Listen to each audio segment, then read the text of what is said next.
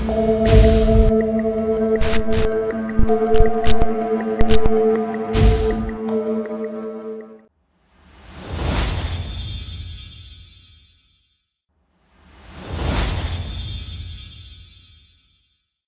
के एक छोटे से गांव में चारों तरफ घने पेड़ों के बीच स्थित थी एक पुरानी और डरावनी हवेली, जिसे लोग कालावाड़ी हवेली के नाम से जानते थे।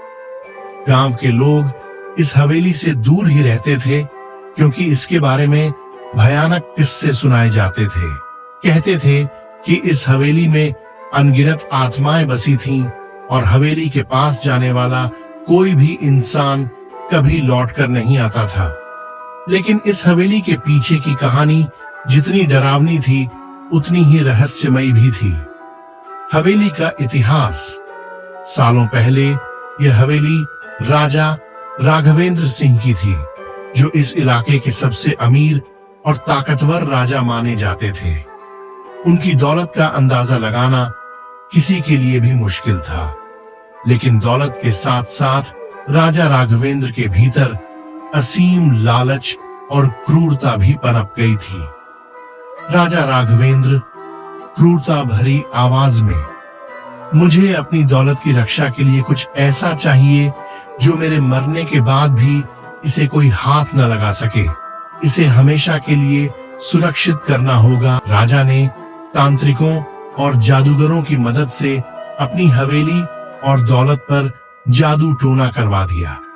हवेली पर ऐसा श्राप लगाया गया कि जिसने भी इस दौलत को हासिल करने की कोशिश की, उसकी जान चली जाती। हवेली में अजीब अजीब घटनाएं होने लगीं।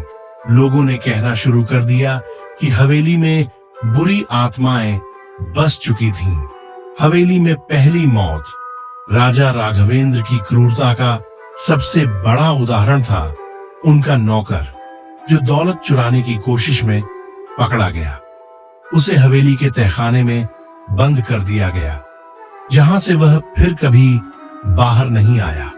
कहते हैं वह तहखाने में मर गया और उसकी आत्मा आज भी वहां भटकती है। नौकर गिड़गिड़ाते हुए, मुझे माफ कर दीजिए महाराज, मैं दौलत नहीं चुराना चाहता था। लेकिन राजा ने उसकी एक न सुनी और उसे भूखा प्यासा मरने के लिए छोड़ दिया। यह हवेली में पहली मौत थी, जो रहस्य और खौफ की शुरुआत बनी। गांव में डर का माहौल। राजा राघवेंद्र की अचानक रहस्यमय मौत के बाद हवेली और भी खतरनाक हो गई। गांव के लोगों ने हवेली के अंदर अजीब रोशनी और चीखने चिल्लाने की आवाजें सुनी। लोग डर से कांप उठते थे और हवेली के पास जाने से बचते थे। गांव के बुजुर्ग हवेली के बारे में बातें करते हुए अक्सर कहते, बुजुर्ग गंभीर आवाज में, वो हवेली शापित है। वहां राजा राघवेंद्र और उसके नौकर की आत्माएं अब भी भटक रही हैं। जो भी वहां गया, उसने अपनी जान गंवाई। कहानी का नायक अर्जुन। कई साल बीत गए, लेकिन हवेली की कहानियां खत्म नहीं हुई। गांव में एक युवक था, अर्जुन, जो इन भूत प्रेत की कहानियों पर यकीन नहीं करता था। वह पढ़ा लिखा और तर्कशील था। उसने ठान लिया कि वह इस हवेली के पीछे के रहस्य को जानकर रहेगा। अर्जुन के दोस्तों और परिवार ने उसे कई बार चेतावनी दी, लेकिन उसने किसी की नहीं सुनी। अर्जुन विश्वास भरी आवाज में, ये सब सिर्फ कहानियां हैं।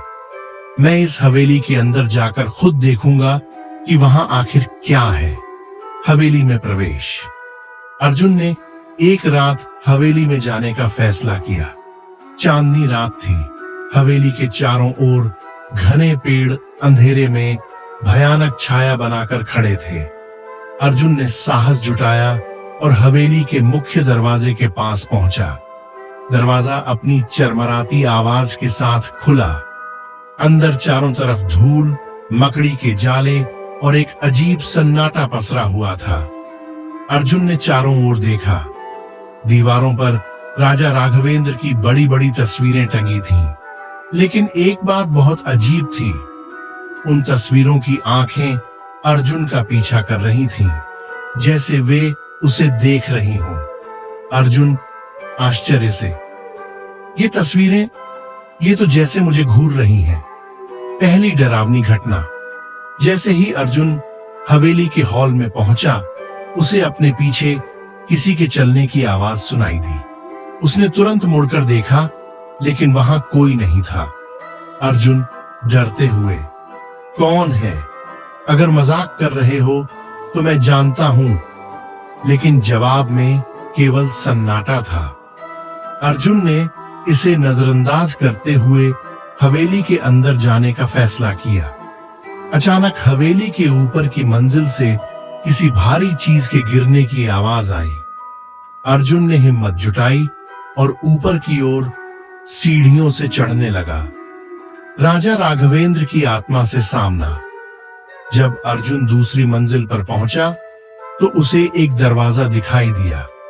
दरवाजे पर ताला लगा था, लेकिन जैसे ही अर्जुन ने उसे छुआ, दरवाजा अपने आप खुल गया। अंदर का दृश्य भयानक था। वहां एक बड़ा तांत्रिक मंडल बना हुआ था, जिसके बीचों बीच राजा राघवेंद्र की विकृत आत्मा खड़ी थी। राजा राघवेंद्र की आत्मा गूंजती आवाज में, किसने तुम्हें यहां आने की हिम्मत दी? यह हवेली मेरी है और यहां से कोई जिंदा वापस नहीं जाता। अर्जुन ने डरते हुए पीछे हटने की कोशिश की, लेकिन उसके कदम थम गए थे। अर्जुन घबराते हुए, मैं सिर्फ जानना चाहता हूं कि इस हवेली में ऐसा क्या है जो गांव वालों को डरा रहा है। राजा का रहस्य। राजा राघवेंद्र की आत्मा ने ठहाका लगाया और कहा, यह हवेली सिर्फ दौलत का मकबरा नहीं, बल्कि मेरी आत्मा का बंधन है। मेरे लालच और क्रूरता ने मुझे इस श्राप में बांध दिया है। जो भी यहाँ आता है, उसकी आत्मा भी इस श्राप का हिस्सा बन जाती है।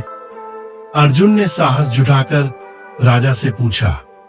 अर्जुन साहसिक आवाज में, क्या मैं कुछ कर सकता हूं ताकि आपकी आत्मा को शांति मिल सके? राजा की आत्मा ने गंभीरता से कहा, तुम हवेली के तहखाने में जाकर वह काला पत्थर लाओ, जिसे मैंने अपने तांत्रिक कर्मों से यहीं छिपाया था।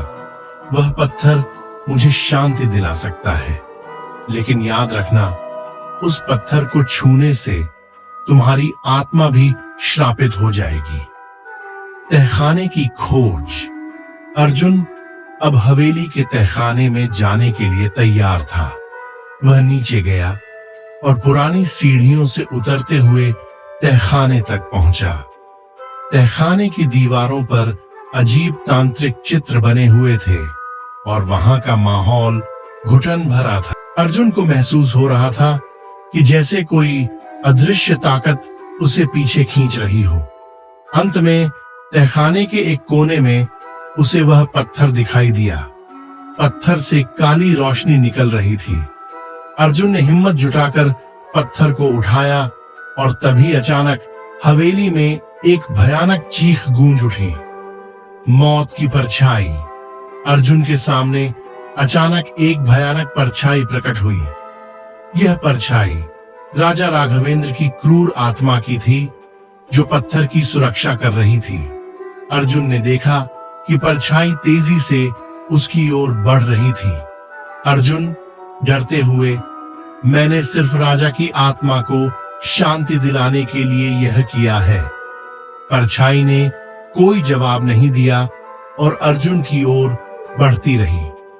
अर्जुन ने पत्थर को जमीन पर फेंक दिया और तभी पूरा तहखाना हिलने लगा। दीवारें टूटने लगीं और हवेली के ऊपर की मंजिल गिरने लगी। अर्जुन की जीत। अर्जुन ने पत्थर को तोड़ने की कोशिश की और जैसे ही पत्थर टूटा, परछाई गायब हो गई। हवेली शांत हो गई और राजा राघवेंद्र की आत्मा ने मुस्कुराते हुए अर्जुन की ओर देखा। राजा राघवेंद्र की आत्मा शांत स्वर में, तुमने मुझे मुक्त कर दिया। अब यह हवेली शापित नहीं रहेगी।